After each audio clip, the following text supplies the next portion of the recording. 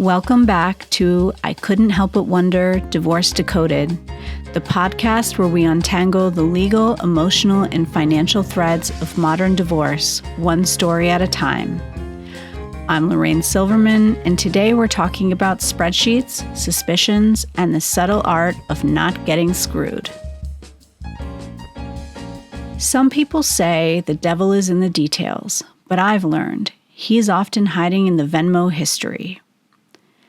I couldn't help but wonder, when a marriage ends and trust is already in pieces, what happens when one spouse is hiding money? Because in divorce, secrets aren't just emotional, they're financial. And sometimes, the hardest part isn't letting go of the relationship, it's finding out what was happening behind your back and behind your bank statements. The story. The Quiet Consultant and the Secret Startup. Ryan was a management consultant, Excel spreadsheets, sharp suits, and an obsession with NDAs. He always handled the money. He was meticulous with numbers and invoices and more than happy to take charge of the couple's financial world. Camille, his wife, stayed home with their 2 kids and ran the household like a Fortune 100 company. She didn't ask many questions about the money, and Ryan didn't offer much. She trusted him. She raised their kids, ran their home, and never questioned why she didn't have login info to the brokerage account. But when divorce became inevitable, so did suspicion. Suddenly, the vacation home in the Berkshires was underwater. The investment account underperforming. And Ryan's income had mysteriously declined. Camille may not have been a forensic accountant, but she had intuition, a coffee habit, and access to their joint Amex. Camille had receipts, literal ones, from a hidden Amex to a secret business venture to a private checking account that never showed up on any of their joint accounts. And that's when the real discovery began.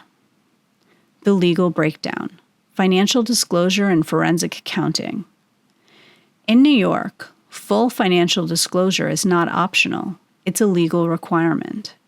Each party must complete sworn statements of net worth and provide supporting documentation, such as tax returns, bank statements, pay stubs, credit card statements, and more.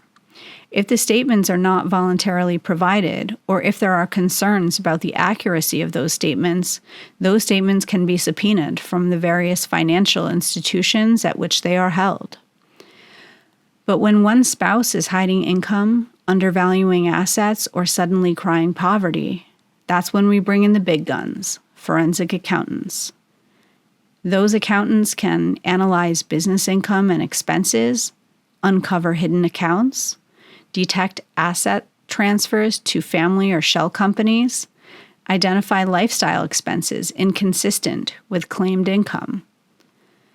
Courts don't take kindly to concealment. If a party is found to be hiding money, the judge can impute income, which means assigning a higher income based on lifestyle or earning capacity. They can penalize the party in the asset division.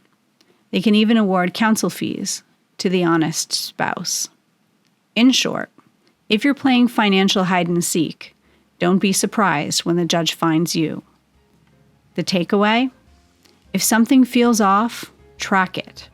Ask questions, save documents, pull statements. Knowledge is power, and in divorce, it can also be money. Because whether it's a forgotten bank account or a conveniently failing business, dishonesty in dollars rarely hides for long. And remember, your intuition is often your first forensic tool. Thanks for joining me for I Couldn't Help But Wonder, Divorce Decoded. Next week, we're walking down the aisle, but not for the reason you think. It's the great prenup panic. What happens when love, romance, and a 30-page contract collide? Until then, keep your eyes open, your accounts accessible, and your financial intuition sharp. For more resources or a confidential consultation, visit thecdslawfirm.com.